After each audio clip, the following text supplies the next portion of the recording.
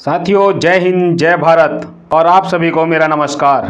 और आशा करता हूं कि आप सभी की परीक्षाओं की तैयारी बहुत बेहतर तरीके से चल रही होंगी। हमारा आज का विषय है संधि। मैं आज आपको संधियों को पहचानने की बहुत ही आसान ट्रिक बताने जा रहा हूं, जिससे आप देखते ही संधि को तुरंत पहचान लेंगे कि यह संधि कौन सी है। हम पहले बात करते हैं संधि की। दो वर्णों के परस्पर मेल से उनके मूल रूप में होने वाले परिवर्तन को संधि कहते हैं। अर्थात हम जब दो शब्दों को मिलाकर लिखते हैं तो उनके दोनों शब्दों को मिलकर जो शब्द बनता है उसे हम संधि कहते हैं। यहाँ पर एक सवाल बन जाता है कि दो वर्णों के परस्पर मेल से बने शब्द को हम क्या कहते हैं या क्या कहा जाता है। तो ऑप्शन में पूछ सकता है कि संधि, समास या अलंकार या रस। तो यहाँ पर हमारा सही जवाब होगा संधि। जहाँ दो वर्णों का परस्पर मेल शब्द आए तो वहाँ संधि होती है, तथा जहाँ दो शब्दों का परस्पर मेल लिखा हो वहाँ पर समास होता है। यहाँ पर एक बात ध्यान रखनी है कि जब दो वर्णों के परस्पर मेल को पूछा जाए तो वहाँ संधि होती है, और जहाँ दो शब्दों के परस्पर मेल को पूछा जाए वहाँ समास होता है। अब हम बात करते हैं संधि कितने प्रकार की होती है। संधि 3 प्रकार की होती हैं। नंबर 1 स्वर संधि, नंबर 2 व्यंजन संधि, नंबर 3 विसर्ग संधि। हम सबसे पहले बात करते हैं स्वर संधि की। स्वर संधि के भी विभिन्न प्रकार से भेद होते हैं, जो निम्न हैं। नंबर 1 दीर्घ संधि, नंबर 2 गुण संधि, नंबर 3 वृद्धि संधि, नंबर 4 यण संधि, नंबर 5 अयादि संधि। यह हम सबसे पहले दीर्घ संधि की ट्रिक की बात कर लेते हैं।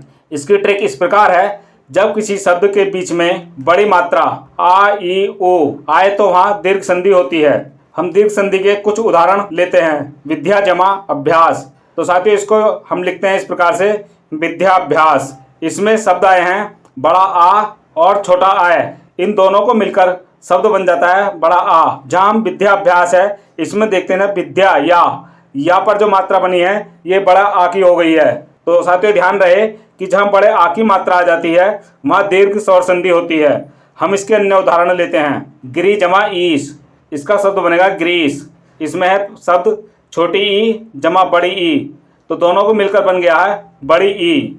अगला हम शब्द लेते हैं योजन जमा अवधि, इन दोनों का मिलकर शब्द बना है योजना अवधि।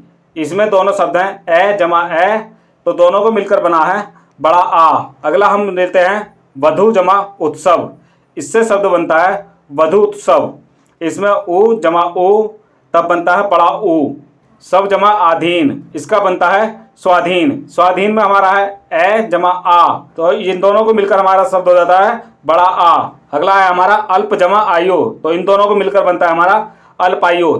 इसमें है पहले छोटा ए जमा बड़ा आ, तो दोनों को मिलकर बन जाता है बड़ा आ। तो साथियों ट्रिक में हमें एक ही चीज देखनी है, जब हम दोनों शब्दों को एक साथ मिलाते हैं तो मिला करने के बाद जो सबसे बीच का शब्द आता है दोनों को जोड़ने पर, वहां पर हम अपनी मात्रा का ध्यान देते हैं कि वहां पर मात्रा कौन सी आई है। तो वहां पर बड़ी मात्रा हमेशा आती है, तो वहां दीर्घ स्वर संधि होती है। जैसे हम पहले लेते हैं गिरी, गिरी में छोटे ई की मात्रा लगी हुई है और ईश में बड़े ई की है, तो छोटे ई और बड़े ई की मिलकर मात्रा हो गई है ग्रीस। यहाँ जो ग्रीस लिखा हुआ है इसमें री पर बड़े ई की मात्रा लगी हुई है, तो हमें यही देखना है बीच का शब्द ग्रीस। ग्रीस में बड़े ई की मात्रा है, तो यहाँ हमारी दीर्घ संधि होगी।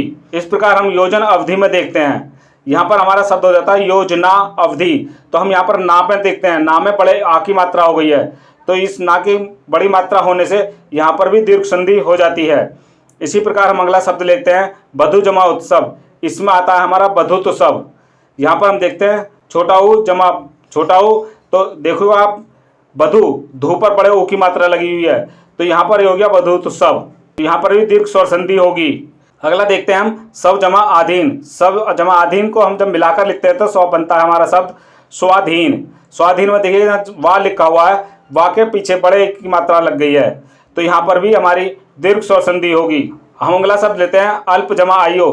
अल्प आयु में अल्प आयु जहाँ लिखा हुआ है पा के पीछे बड़े की मात्रा लग गई है, तो यहाँ पर बड़ा आ की मात्रा लगने से ये भी दीर्घ स्वर संधि हो जाता है।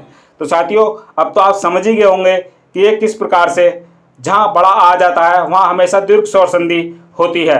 अब हम बात करते हैं गुण संधि की ट्रिक की।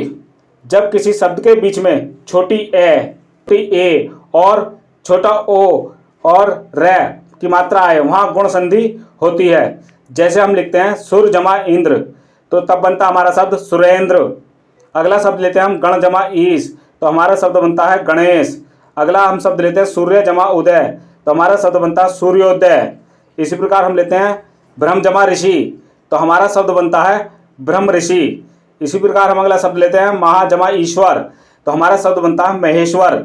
इसी प्रकार हम अगला शब्द लेते हैं महा जमा ऋषि, तो हमारा शब्द बनता है महर्षि। अब हम इनमें देखते हैं कि हम किस प्रकार से पहचाने कि यहाँ पर हमारी गुण संधि है। तो साथियों आप ध्यान दें, सुर जमा इंद्र, ई का यहाँ पर हो गया ए, छोटे ए की मात्रा लग गई रे के ऊपर, सुरेंद्र। तो हम रे के ऊपर मात्रा देखने केवल ए की, छोटे ए की मात्रा लग गई है, तो यहाँ पर छोटे ए की मात्रा लगने से गुण संधि हो जाती है।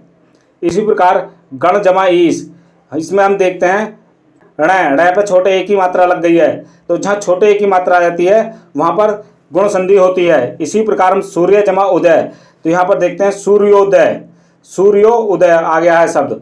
यहाँ पर हमने देख रहे हैं कि जहाँ सूर्यो लिखा हुआ है यहाँ पर हम देखते हैं कि छोटे ओ की मात्रा लगी हुई है, तो हमारा ये शब्द हो जाएगा गुण संधि।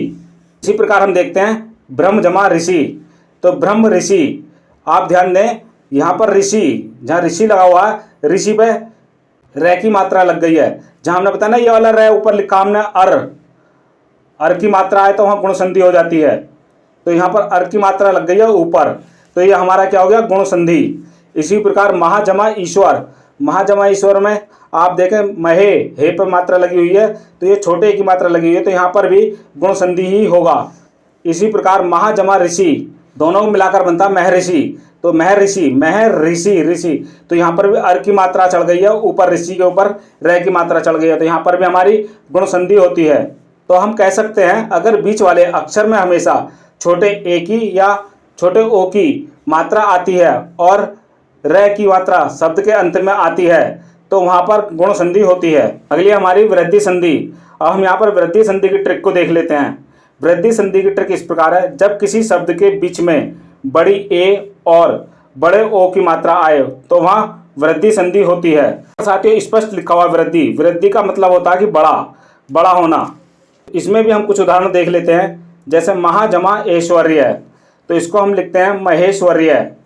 अगला है दंत जमा ओष्ठ, तो इसका हम लिखते हैं दंतोष्ठ।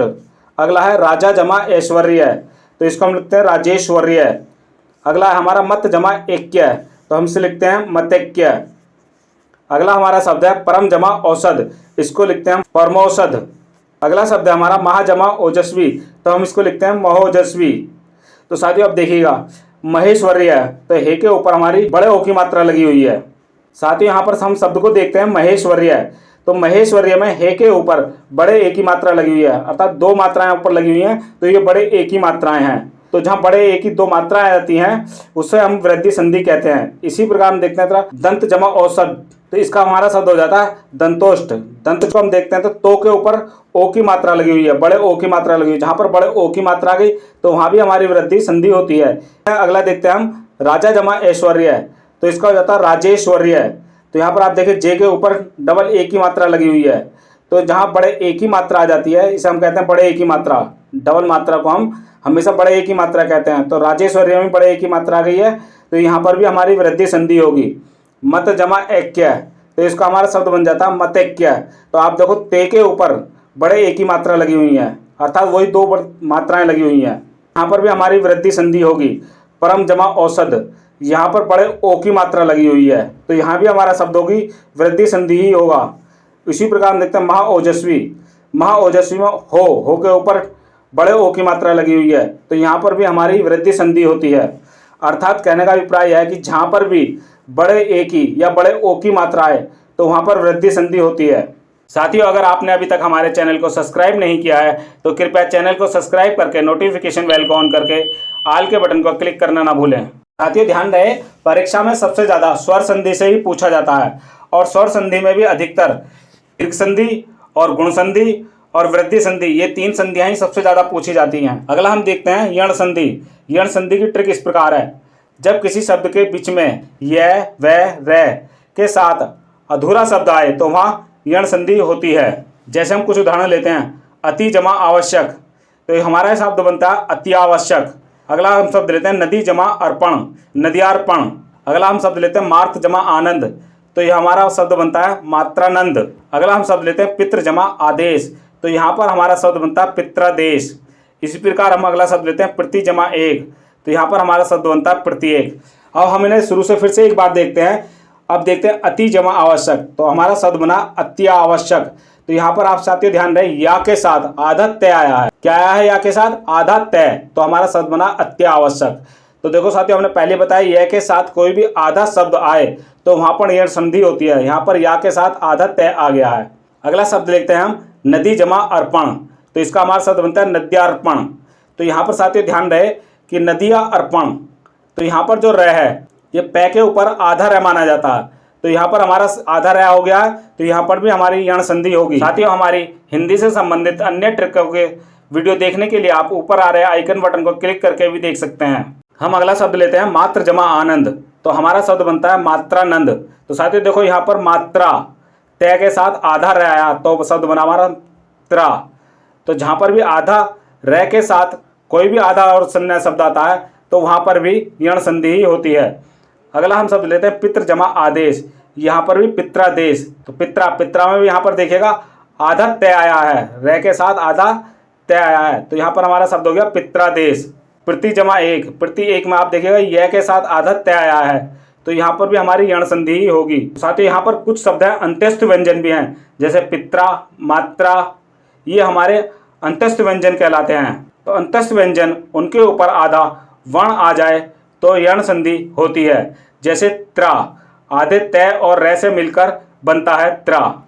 अयादी संधि, अयादी संधि की ट्रिक इस प्रकार है, जब किसी शब्द के बीच में यह वह का उच्चारण निकले तो वहाँ अयादी संधि होता है। अयादी संधि में हमेशा 3 शब्द होते हैं, वहाँ जहाँ भी 3 शब्द हों वहाँ अयादी संधि होती है, अर्थात अयादी संधि 3 वर्णों के मिलने से बनती है। जैसे आप ऊपर देख रहे हैं अयादी, इसमें अयादी लिखने में भी हमारे 3 ही शब्द हैं, तो जहाँ पर भी 3 शब्दों से कोई भी शब्द बनेगा वहाँ पर अयादी संधि होगी। हम इसके भी कुछ उदाहरण देख लेते हैं, जैसे नयन, नैन 3 शब्दों से मिलकर बना है तो यहाँ पर अयादी संधि होगी। अगला शब्द है पावक, पावक में भी 3 शब्द हैं तो ये भी अयादी संधि ही होगा। अगला शब्द लेते हैं शयन, शयन भी 3 शब्दों से मिलकर बना तो यहाँ पर भी अयादी संधि होगा। इसी प्रकार अगला शब्द लेते हैं गायक, गायक भी 3 शब्दों से मिलकर बना है तो यहाँ पर भी अयादी संधि होगी। अगला शब्द लेते हैं पवन, पवन भी 3 शब्दों से मिलकर बना है तो यहाँ पर भी अयादी संधि होगी। अगला शब्द लेते हैं भवन, भवन भी 3 शब्दों से मिलकर बना तो यहाँ पर भी अयादी संधि ही होगी। इसी प्रकार जितने भी 3 शब्दों से आने वाले शब्द होंगे सभी अयादी संधि के ही होंगे। जैसे हम देख लें मगन, गगन, चमन, ये सभी शब्द जो हैं अयादी संधि के होते हैं। तथा हिंदी की हमारी अन्य महत्वपूर्ण वीडियो जो ट्रिकों से संबंधित है आप प्लेलिस्ट से भी क्लिक करके देख सकते हैं। साथ ही अगर आपको हमारा यह वीडियो पसंद आया हो तो वीडियो को लाइक करें, कमेंट करें और ज़्यादा से ज़्यादा शेयर करें।